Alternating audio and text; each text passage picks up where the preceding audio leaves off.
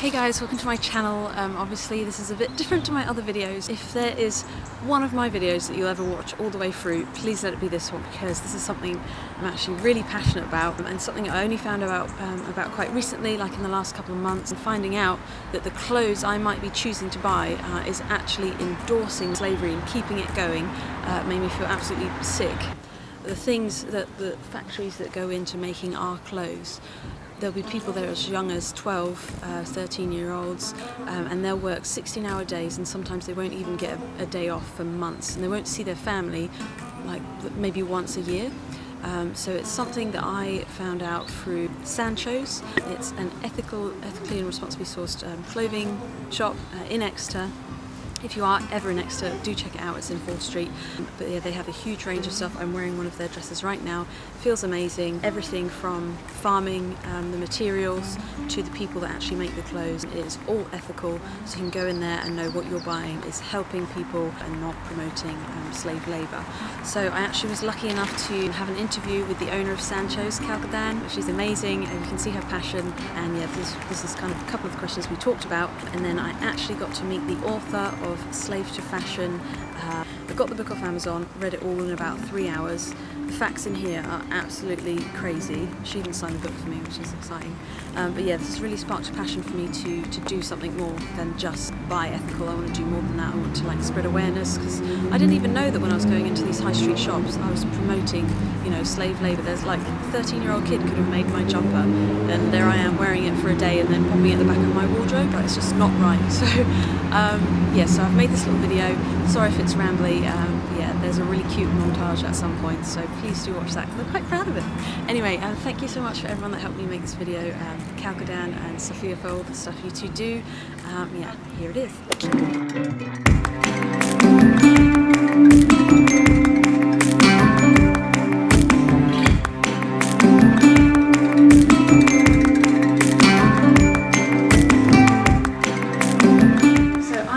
The owner of Sancho. Hello. Just popped in to ask her a few questions. Okay, so what can people do once they find out about what's actually going on and going into making up clothes? How can they know when they're walking into a shop if their purchase is going to kind of increase their slave labour and promote that trade? How can they find out who's good and who's bad? Who's good and who's bad? Yeah, good question. So I think the first thing that the consumer needs to do is realise their role in the supply chain, and actually, because of the way the sort of global production works, and we all influence each other like this, so a consumer should understand that it's their role to be educated, but also to seek education over time. That's like the long answer. But like simpler things they can do, the quicker answer is they can first look at material compositions of what they buy, wherever they buy it. Like if they want to have an environmentally sound purchase, and actually look for things that are made from natural materials. So stay away from nylons and polyesters. Fleeces that are made from polyesters are some of the worst fabrics that we can have, because they release so much microplastics through the wash cycle. The Fairtrade Foundation is absolutely wonderful. Like, sometimes people think it doesn't actually mean a lot, but what it means is that the buyer sets a price with the farmer before the season. Right?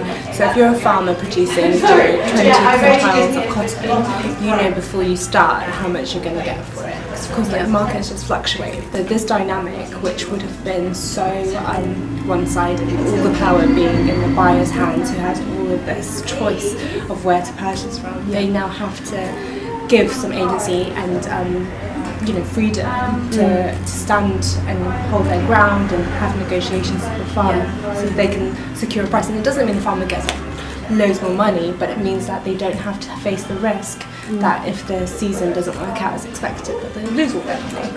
And then there's also a Fairtrade premium element to the Fairtrade Foundation, which means that the farmer then, a premium is paid from the Fairtrade Foundation back to the farmers, and the farmers as a collective in the area, and it's always a collective, never individuals, then how to use that premium in a shared way. Yep. So there's countless examples of people investing in schools, roads, mills, and just development in their community, and it's so impactful.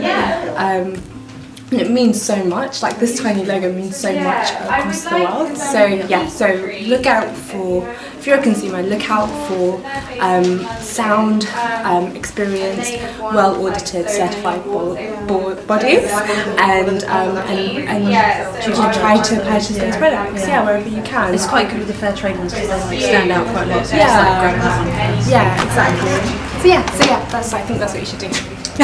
Do you have any advice for people who want to do more than just buy the right product? If they really have a passion for this, what do you do apart from that? Oh, that's such a good question. I think that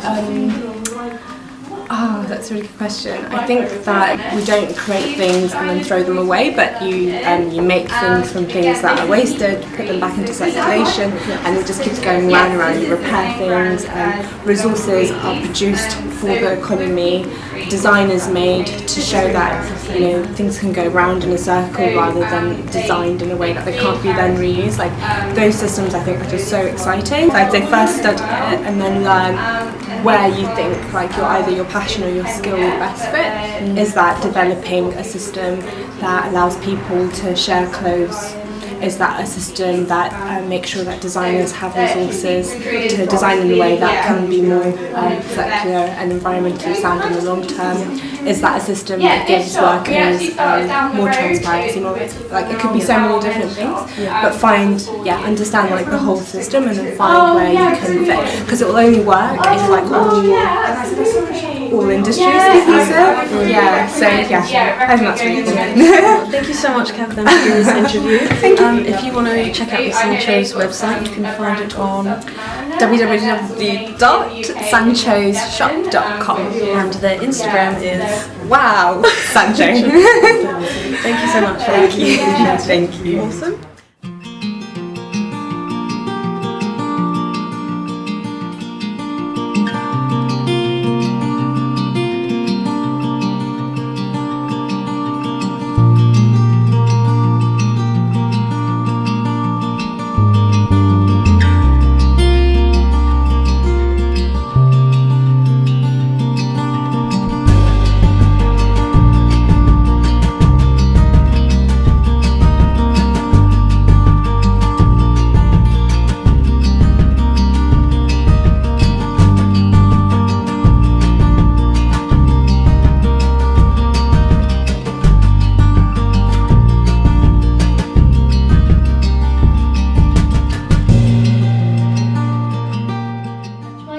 outline it in my book, Space Fashion.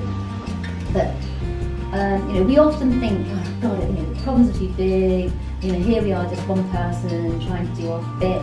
My God, it's just too huge, overwhelming. But it takes our engagement to force that change, and it's in fact people like us that have forced that change. Is actually where Sancho Dress comes in, and where we come in.